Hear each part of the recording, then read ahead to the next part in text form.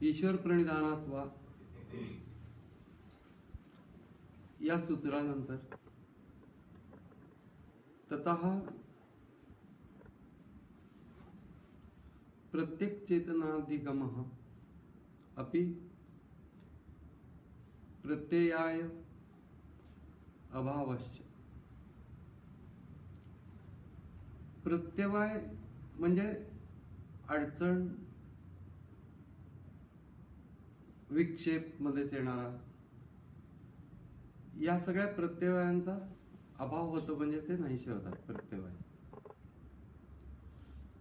समाधी प्राप्त होण्यासाठी काय काय लागतं ते सांगतात. त्या सुरुवातीला असं सांगितलं आहे की एक तर समजून घ्यायला पाहिजे समाधीच्या दिशेने आपण कसं जाऊ हे. त्यानंतर समाधी ही वेगळ्या वेगळ्या पातळीवरती असते. जसं की बाह्य अशा कुठल्या तरी गोष्टीचं स्थूल असं आलंबन असेल,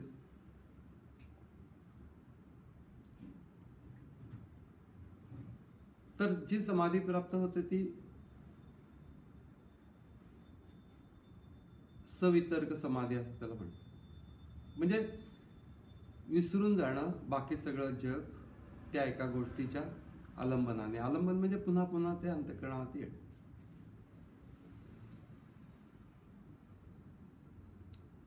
जसं झोपाळा असतो, तो झोपाळा एका बिंदूपासून जर बघितलं तर तो जातो येतो जातो येतो जातो येतो. तशा प्रकारे पुन्हा पुन्हा एकच वृत्ती अंतःकरणावर येते जाते अशी स्थिती.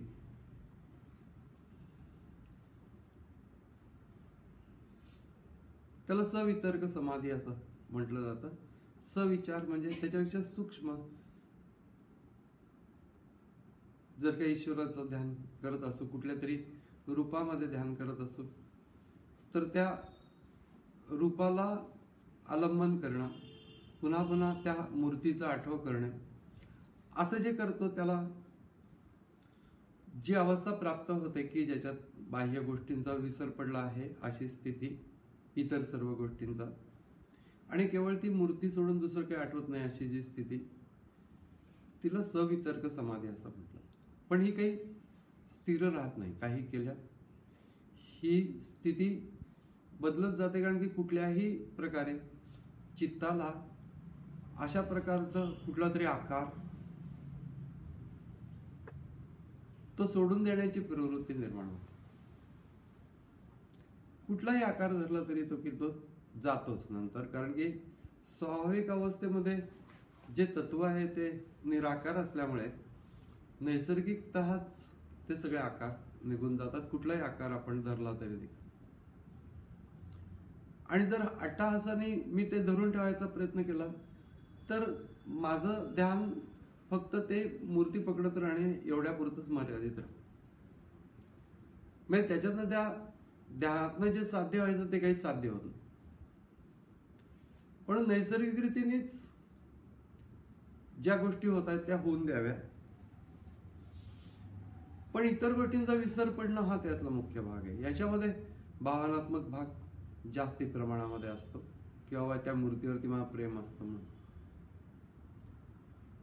नंतर त्या ध्यानाच्या बरोबर आपण सहसा काही कुणी केवळ एखाद्या मूर्तीचं ध्यान करत नाही, त्याच्याबरोबर एखाद्या मंत्रासहितच करतो. त्या मंत्रासहित ते ध्यान करत असताना मग काही काळानंतर मंत्राच्या मध्ये जे काही विचार असतो त्याच्या पाठीमागे, तो सगळा विचार त्या मंत्रामध्ये समाविष्ट आहे. जसं गणपतये नमः असं जे अथर्व शीर्षामध्ये म्हटलं, त्याच्यामध्ये शेवटी असं म्हटलं की संहिता संधी. संहिता संधी म्हणजे जे जे काही या गणेशाच्या स्वरूपाचे जे जे काही विचार मांडले गेलेले आहेत, त्वमेव प्रत्यक्षम तत्वमसि, तिथपासून ते या गणेश विद्या जे म्हटलं जातं ज्या श्लोकाला, तिथपर्यंत सगळे विचार त्याच्यामध्ये त्या गंग या मंत्रामध्ये सामावलेले आहेत असं समजा. संहिता संधी म्हणून विचार, आणि त्या विचारामध्ये मी सच्चिदानंद स्वरूप आहे शरीर हे माझं स्वरूप नसून सच्चिदानंद हे माझं स्वरूप आहे, हा जो विचार आहे सोहम मंत्रामध्ये समाविष्ट आहे. त्याच्यासाठी तुम्हाला तो विचार एवढे सगळे शब्द वापरत बसायला लागणार नाही. म्हणून सोहम म्हटलं की ते सगळे विचार आलेच त्याच्या पाठीमागे. मग प्रत्येक मंत्रामध्ये एक विचारधारणा असते, ती त्याच्यामध्ये त्या मंत्रामध्ये समाविष्ट असते. नारायण मंत्र आहे, समजा नारायण नारायण कुणी म्हणतोय तर नर या शब्दाचा अर्थ आत्मा असा आहे, आणि नार म्हणजे त्याच्यापासून निर्माण होणारं जगत असं आहे, आणि अयनम म्हणजे त्याच्यामध्येच तो, अयनम म्हणजे घर, म्हणजे जे जगत परमेश्वरापासून निर्माण होतं ते त्याच्यामध्येच राहतं, असं नारायण या मंत्राचा अर्थ आहे. तर हे सगळे तत्व विचार त्या मंत्रामध्ये समाविष्ट आहेत असं समजा.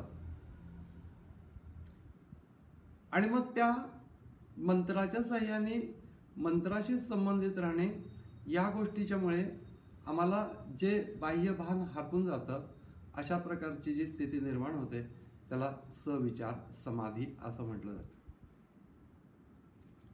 त्याच्यानंतर जी शांत अवस्था प्राप्त होते, जसं जसं मंत्र स्थिर होतो तसं जसं श्वास सूक्ष्म होत जातो, मंत्रही सूक्ष्म होत जातो, आणि हळूहळू आपण समाधीच्या पुढच्या अवस्थांच्याकडे जात असतो.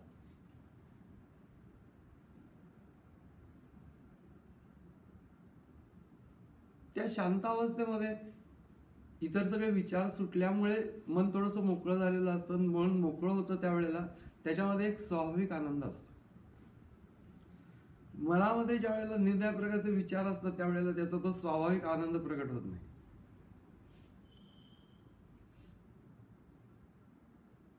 म्हणून स्वाभाविक आनंद आहेच आहे त्याच्यासाठी, म्हणून आता मी आनंद धारण करतो अशा प्रकारे धारण करायची गरज नाही, आपोआपच निर्माण होतं. सविचार समाधीमधून आनंदाची अवस्था सूक्ष्म आनंद असतो. पुन्हा पुन्हा त्या आनंदाच्या अवस्थेमध्येच राहतो. मंत्र आणि त्याच्यानंतर जी शांत आणि आनंदाची अवस्था आहे, त्या आनंदाच्या अवस्थेला प्रधान असं स्वरूप प्राप्त होतं. खरं तर ते प्राधान्याने शांत असते, पण आनंदाचा आविर्भाव त्याच्यात असतो.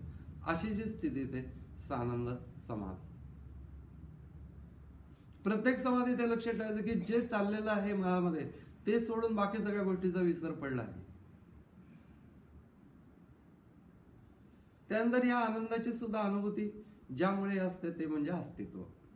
अस्तित्व आहे म्हणून आनंदाचा अनुभव येतो. कुठलाही अनुभव येतो, आपण काहीही करतो आपल्या अस्तित्वामुळेच ते असतं.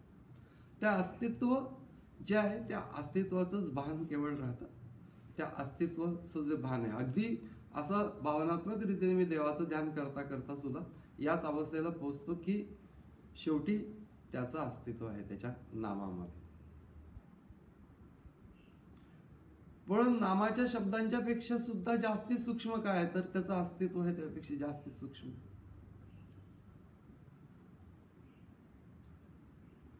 आणि मग त्याचं अस्तित्वच हे अंतःकरण पूर्णपणे व्यापून राहिलेलं आहे, अशी जी स्थिती निर्माण होते की ज्याच्या सापेक्ष सर्व काही बाकीचं सगळं सोडून दिलं जातं.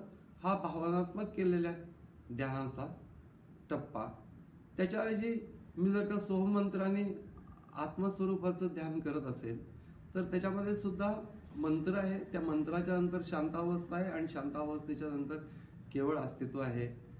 म्हणजे मी एका मार्गाने त्या अस्तित्वावरती येतो, भावनेच्या मार्गाने देवाचं अस्तित्व म्हणतो, आणि या ज्ञानाच्या मार्गाने स्वचं अस्तित्व म्हणतो. त्यामुळे अस्तित्वावरतीच आपण येतो. त्या अस्तित्वाला चित्त स्पर्श करून राहतं, बाकी अस्तित्वच सगळ्याला व्यापून राहतं. अशी जी अवस्था आहे ती अस्मित म्हणजे शाश्वत समाधी,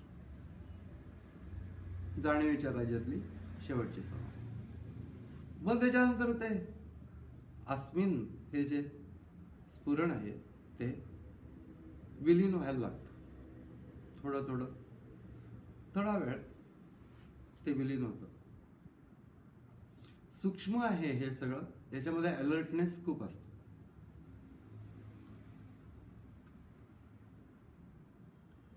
कधी कधी जडपणाने माणूस ध्यान करायला लागला तर त्याचं सगळंच विसरून जातं, तर ते काही विलीन होणं नाहीये.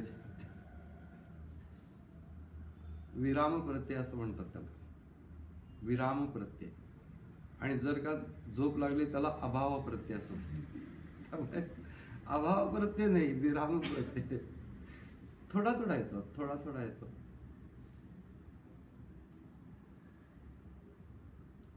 सूक्ष्म अवस्था आहेत या सगळ्या. कशाने प्राप्त होईल की नाही, मला ही स्थिती प्राप्त झाली पाहिजे म्हणून सगळं जीवन त्या दिशेने नेण्याचा प्रयत्न करा. तीव्र संवेगानाम आसना, ईश्वर प्रणिधानात्वा. ईश्वर प्रणिधानाने सुद्धा, म्हणजे त्याच्याबरोबर नुसता संवेग असून नको, तो सगळे जगातले व्यवहार करशील त्यावेळेला ईश्वराच्या स्मरणासहित कर. आणि त्यानंतर हे सूत्र आलं, तथा प्रत्येक चेतन म्हणजे बुद्धीचा साक्षी मी, दुसरं कोण बुद्धीचा साक्षी. कुठल्याही अंतःकरणातली भावना आहे ती मला कळते. सूक्ष्म भावना असले कुणालाही कळले नाही तरी मला कळते. विचार सूक्ष्म आहे तो मला कळतो.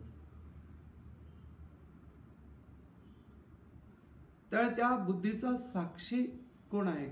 बुद्धीने मी काहीतरी असं प्लॅनिंग केलेलं आहे आणि कमी बाहेर छानपणाने वेगळं आविर्भाव दाखवतो आहे आणि त्याचा काहीतरी चांगला मला पाहिजे तसा परिणाम होणार आहे. हे दुसऱ्या कुणालाही कळलं नाही तरी मला कळतं की हा चावटपणा आहे.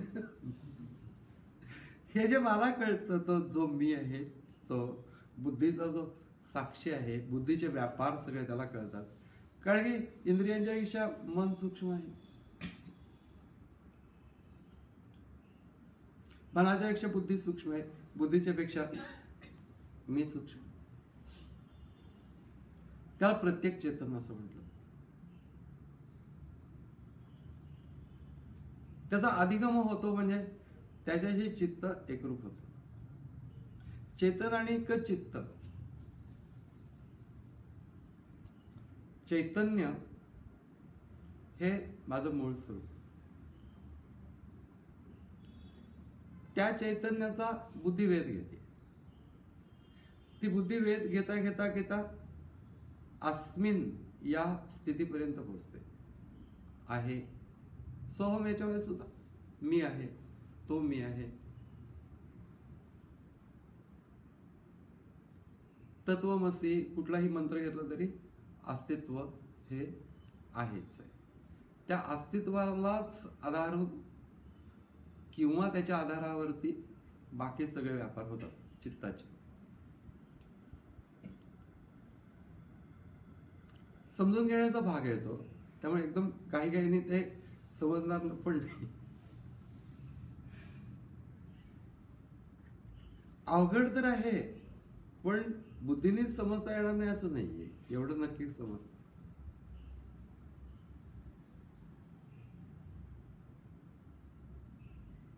मी हा अंतःकरणाचा भाग आहे. अंतःकरणाचे 4 भाग आहेत: मन, बुद्धी, चित्त आणि अहंकार. अहंकार म्हणजे मी, सहसा तो देहाशी संबंधित, व्यक्तिमत्वाशी संबंधित. असं जे मीचं जे अस्तित्व आहे ते व्यक्तिमत्वाशी संबंधित लावलेलं असतं. त्यामुळे मी हा चित्ताचा भाग आणि आहे हे अस्तित्वाची जाणीव हा आत्म्याचा प्रकाश आहे, चैतन्याचा भाग. त्यामुळे चित्ताचा भाग मी आणि चैतन्याचा भाग आहे म्हणजे अस्तित्व, या दोन्हीचं कॉम्बिनेशन ऑल द टाइम असतं, चित्त आणि चैतन्य. आणि या कॉम्बिनेशनलाच हृदय ग्रंथी असं म्हणतात. गाठच पडलेली चित्त आणि चैतन्य यांची.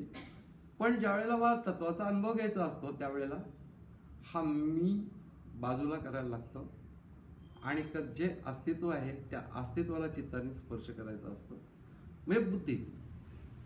तर बुद्धी पण त्यानेच प्रकाशित होते वस्तुतः, पण तरी देखील जाणण्याची तिची जी क्षमता आहे त्या क्षमतेने ती बाकी सगळं सोडायचं आहे हे जाणते. त्याप्रमाणे मी असं जे स्फुरण आहे नैसर्गिक रीतीने होऊ देत, परंतु ते देहाशी संबंधित न करणे. म्हणून अस्मिन या भावाला मीच्या पेक्षा जास्त महत्व आहे. मी आहे याच्यामध्ये मीला आपल्याला वाटतं की खूप महत्व आहे, पण आहे याला महत्व आहे. जर का तू गेलास तर तू कुणाला म्हणशील मी, त्यामुळे मीच्या पेक्षा अस्तित्वाला महत्व जास्त आहे. त्यामुळे अस्तित्वाशी संबंधित चित्त राहणं अशी जी अवस्था फायनली आहे, त्या अस्तित्वाने चित्त सगळं व्यापून टाकलेलं आहे, ज्याच्यामध्ये सर्व काही इतर गोष्टींचा विराम झालेला आहे आणि मीचा पण काही काळापुरता लोप झालेला आहे. म्हणजे आठवण त्याची नाही आहे, फक्त अस्तित्व आहे. ही जी समाधीची अवस्था, त्याला अस्मित समाधी समजून घ्यायला तर त्याची पण अवघड आहे. अस्तित्वाच्या जाणीवेने आपण ध्यान करतो त्या अस्तित्वाच्या, म्हणून आपण दरवेळेला अस्तित्वाच्या जाणीवेला स्पर्श करायचा प्रयत्न करतो. याचं कारण की फायनली तिथंच जायचं आहे, तर इकडे तिकडे फिरत कुठं जात येते, वेळ तरी कुणाला आहे. त्यामुळे डायरेक्टच तिथून हळूहळू जमायला लागतं. कुठल्या तरी देवता आपल्या भाव्य देवता असतात, त्यांचं स्मरण करावं असं आपल्याला वाटतं. त्याच्यानंतर संत सत्पुरुष सद्गुरू यांचं स्मरण करावं असं वाटतं. जरूर सुरुवातीला ते करावं, कारण की चित्ताचा प्रवास एकदम अस्मिनवरती नाही जात, शांत होत जातो. बुद्धीने कळलं म्हणून झटकन ती अवस्था नाही प्राप्त होत, ते अवस्था विकसित होते. आणि त्यासाठी म्हणून हे जे अगोदर आम्ही काही श्लोक म्हणणे, परंपरेचं स्मरण करणे, सद्गुरूंचं स्मरण करणे, हे सगळं करण्याचं कारण हळूहळू स्थिती प्राप्त व्हावी. कळलेलं तर आहेच की त्या अस्तित्वाच्या जाणीवेला धरून राहणे, मस्तकामध्ये लक्ष ठेव. त्याच्यासाठी मला जीवन त्याला योग्य करायला लागतं. संवेग याचा अर्थ तीव्र भावना नव्हे, केवळ किंवा तीव्र भावना की मला झालंच पाहिजे.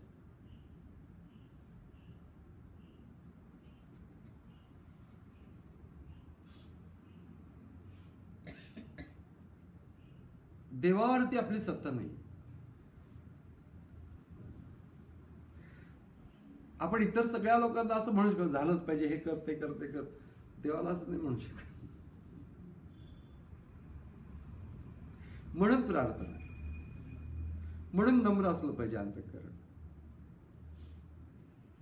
चढ्या अंतःकरणाने ईश्वर प्राप्ती नाही. यासाठी म्हणून या सत्पुरुषांचं स्मरण केल्यामुळे ज्ञानेश्वर महाराज म्हणतात, स्मरतेने आदरे स्वभाव सात्विके भरे, ते काठिण्य पण विरे अहंभावाच. अहंकाराचं कठीणपणा विरून जातो, म्हणून त्यांना स्मरण करावं. पण ते सुद्धा माझा फाजीलपणा असतो, तर ते आपण लक्ष ठेवलं पाहिजे की तो सगळा भाग आहे तो सुरुवातीला थोडा वेळ करण्याचा आहे. मुख्य लक्ष आहे ते स्ववरती, स्वच्या अस्तित्वाच्या जाणीवेवरती हळूहळू न्यायचं आहे आपल्याला. त्या प्रक्रियेला ती आंतरिक प्रक्रिया आहे, बौद्धिक म्हणा फार तर. लक्ष ठेवणं हे बुद्धीचंच काम आहे. त्यामुळे ती बौद्धिक प्रक्रिया असं म्हणायला हरकत नाही. त्या तत्वाला सुद्धा भगवद्गीतेने बुद्धिग्राह्यम अतींद्रियम असंच म्हटलेलं. म्हणून बुद्धिग्राह्यम असं म्हटलं म्हणजे ती स्थिती प्राप्त होण्यासाठी बुद्धीचं माध्यम करायला लागतं. नुसत्या भावनेच्या माध्यमाने एका टप्प्यापर्यंत माणूस जरूर जातो, पण तो टप्पा आपण भावनेच्या माध्यमाने गेल्यानंतर जास्तीत सूक्ष्म जाण्यासाठी बुद्धीचं माध्यम करायला लागतं.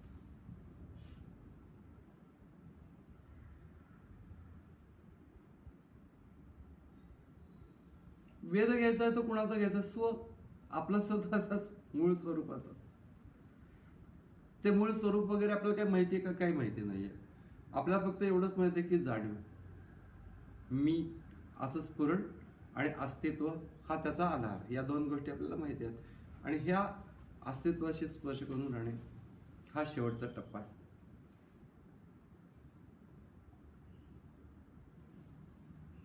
पण तीव्र संवेग याचा अर्थ केवळ भावना नव्हे.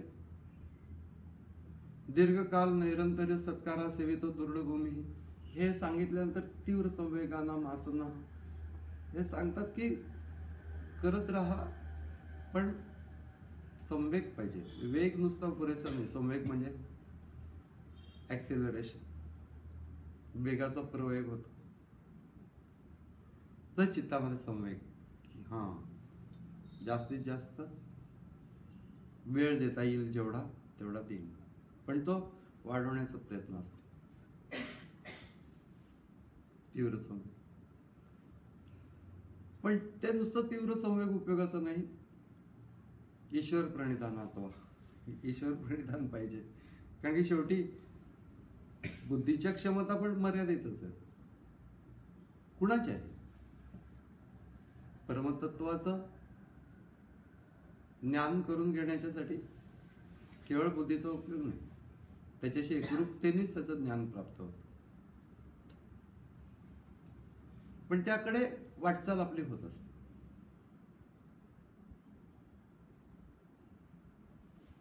पण ते करताना भावनात्मक भाग एका टप्प्यापर्यंत योग्यच आहे. पण माझा फाजीलपणा असा असतो की वेगळ्या वेगळ्या देव सारखं मनात आणतं. ते हा देव, तो देव, तो देव. मग ते असं ठरवतं की मग या देवाचं स्मरण नाही केलं तर तो रागवेल. आता देवांना काय उद्योग नाही दुसरं सारखं रागवत असायचं. एकाच ईश्वराची सगळी रूपं आहेत, त्यामुळे एकाही रूपाचं स्मरण झालं तरी ईश्वराचं स्मरण झालं.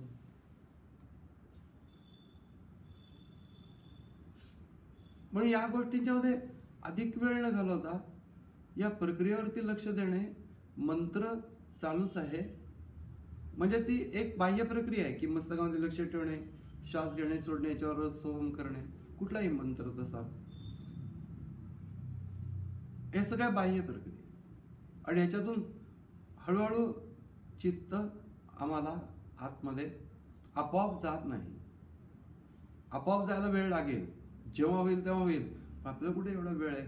आपण चित्त स्वच्या जाणीवेवरती ठेवण्याचा प्रयत्न करा, किंवा देवाच्या अस्तित्वावरती ठेवण्याचा प्रयत्न करा. त्याचं रूप वगैरे डोळ्यासमोर आणत न बस.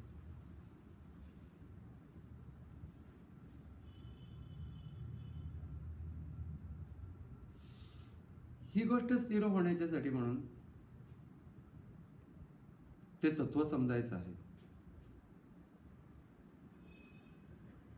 प्रत्येक चेतन म्हणजे बुद्धीचा साक्षी जो आतमध्ये असलेला आत्मा आहे, त्याचा अधिगम चित्ताला व्हायचा आहे.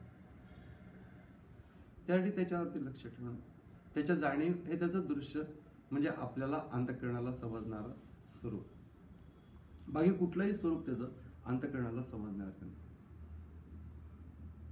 तो अनंत आहे असं म्हटलं तरी देखील आपल्याला सत्यम ज्ञानम अनंतम ब्रह्म हे सगळे शब्द छान वाटतात. त्यातला एकही शब्द आपल्याला अनुभवायला येत नाही. त्यामुळे सत्यम ज्ञानम अनंतम ब्रह्म हे सगळं म्हणायला ठीक आहे, परंतु त्याच्यामध्ये एकच गोष्ट आम्हाला आमच्या अंतःकरणाला समजू शकते अशी आहे, आणि ती गोष्ट म्हणजे अस्तित्वाची जाणीव.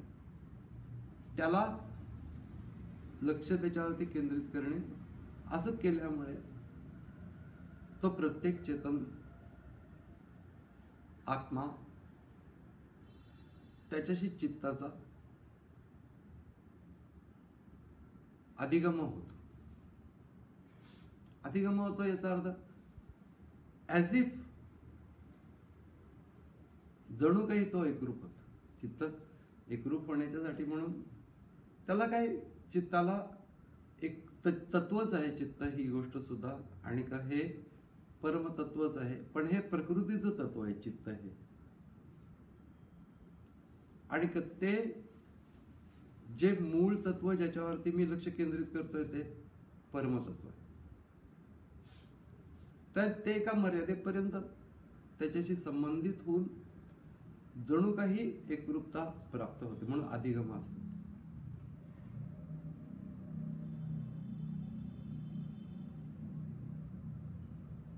कशाने प्राप्त होतो? ईश्वर प्रणिधान. ईश्वराचं स्मरण करत राहणे त्याच्या कृपेनेच प्राप्त होते, ही गोष्ट अगदी सत्य आहे. रामकृष्णांच्या पत्नी माताजी यांना विश्वेश्वरानंद नावाचे त्यांचे संन्यासी शिष्य होते. त्यांनी विचारलं की जप तप ध्यान यांनी कोणत्या मार्गाने ईश्वर प्राप्ती लवकर होते. त्यांनी सांगितलं की या तिन्ही मार्गाने ईश्वर प्राप्ती होत नाही. जप तप ध्यान यांनी तिन्ही होत नाही. त्यांनी पुन्हा विचारलं जप तप ध्यान याच्यापैकी कशाने ईश्वर प्राप्ती होते? यांनी कशाने नाही होत म्हणले. असं 3 वेळा विचारल्यानंतर मग त्यांनी विचारलं मग कशाने होते? त्याच्या कृपेने होते. मग ते म्हणले जप तप ध्यान कशाला करायचं? कृपा व्हायला. म्हणून साधना करताना हे लक्षात ठेवलं पाहिजे की एक भाग जो आहे तो भाग प्रयत्नांचा आहे आणि प्रयत्नांच्या टप्प्याच्या नंतर एक कृपेचा टप्पा आहेच आहे.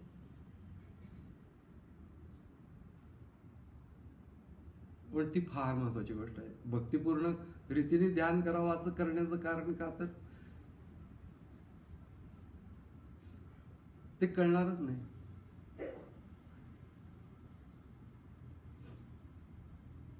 मन वाचा अतीत तुझे हे स्वरूप, मन वाचा अतीत यांच्या पलीकडचं तुझे हे स्वरूप, म्हणून या माप भक्ती केले. भक्तीची या मापे मोजितो अनंता, इतराने तत्वता न मोजा. तो केवढा आहे यावा निश्वासमे तत्वता. काही करू नकोस तू, त्याच्याशी फक्त तुझं चित्ताचं जे एक टोक आहे ते तत्वाशी संबंधित करून ठेव. व्यवहार करताना सुद्धा ते कसं करता येईल? ईश्वर प्रणिधान त्यालाच म्हणतात. सर्व व्यवहार करताना अंतःकरणाने ईश्वराशी संबंधित होऊन राहणे ईश्वर प्रणिधान. आणि ध्यान कालामध्ये ईश्वर प्रणिधान म्हणजे त्याच्या अस्तित्वाला मंत्राच्या आधाराने स्पर्श करत राहणे. याने त्याची कृपा होऊन ही पुढची गोष्ट साध्य होते. त्यामुळे त्याच्या अगोदरच्या गोष्टी तुम्हाला साध्य होऊ शकतील, पण ही जी अंतिम गोष्ट आहे ती साध्य व्हायची आहे. तर त्यासाठी म्हणून चित्त हारपले अवघे चैतन्याचे झाले, पाहता पाहता अवघे विश्वची मावळले, मन रामी रंगले अवघे मनचे राम झाले. हे धन्योद्गार आहे. ही गाणी म्हणून ते प्राप्त होणार नाही. त्यासाठी एवढं मन जोडणं, ही प्रक्रिया पुन्हा पुन्हा करणे. व्यवहार काळामध्ये ध्यानासारखं मन नाही जोडताय, परंतु तरी देखील संबंध तुटता कामा नये. संबंधित राहायचं. अनंत गोष्टी चाललेल्या असतात, इतर अनेक व्यापार चालले असतात. आपण मनामध्ये ईश्वराच्या सहवासामध्ये राहणे, चित्तामध्ये, हा भावनेचा भाग आहे, भक्तीचा भाग आहे.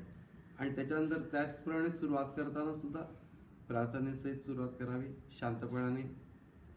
त्याच्यानंतर त्याच्यावरती लक्ष ठेवावं. पण प्रक्रिया नीट करणे. मस्तकामध्ये लक्ष ठेवणे, पहिल्यांदा श्वासावरती लक्ष ठेवणे, मंत्र श्वासावरती, त्यानंतर हळूहळू आतमध्ये स्ववरती, आतमध्ये असलेल्या चैतन्य तत्वावरती, म्हणजे स्व. स्व या शब्दाचाच अर्थ आत्मा असा आहे.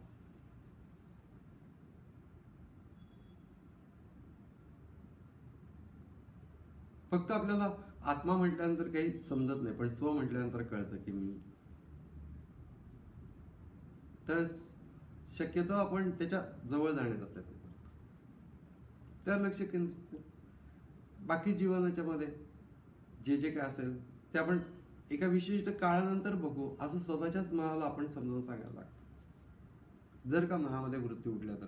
पण जसं जसं मन त्या जाणीवेशी संबंधित होतं, अस्तित्वाशी, तसं तसं वृत्ती कमी होऊन जाते. दुसरा इतका इफेक्टिव्ह कुठलाही मार्ग नाही की मनाच्या वृत्ती कमी होण्याच्या.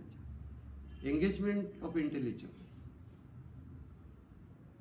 मनाची जे इकडे तिकडे धाव असते, लक्ष इकडे केंद्रित झालं स्ववरती. आणि अजिबात माहिती नसलेलं असं ते स्थान नाहीये, माहिती आहे मी असं स्फुरण, त्यालाच त्याचं अस्तित्व जोडलेलं आहे.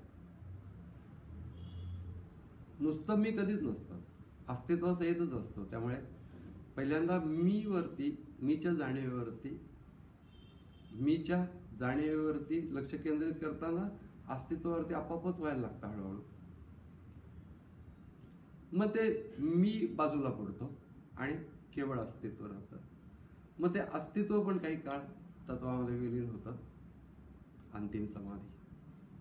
हे सगळं होताना जे मध्ये अडचणी निर्माण होतात, प्रत्यवाय असं त्याला म्हणतात, ते सुद्धा या ईश्वर प्रणिधानामुळे दूर होतं, असं हे सूत्र सांगतं.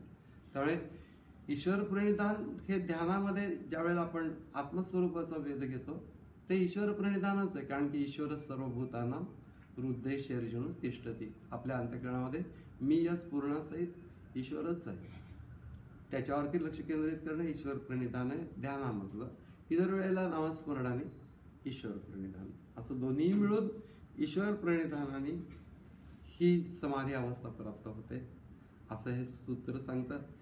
त्यामुळे केवळ बुद्धिकर्कश असं हे योगसूत्र, योगशास्त्र नाही आहे. त्याच्यामध्ये भावनेचा विलक्षण ओलावा त्याच्यामध्ये आहे. या दोन्ही गोष्टींचे ध्यान करा. हरिओम तत्सत.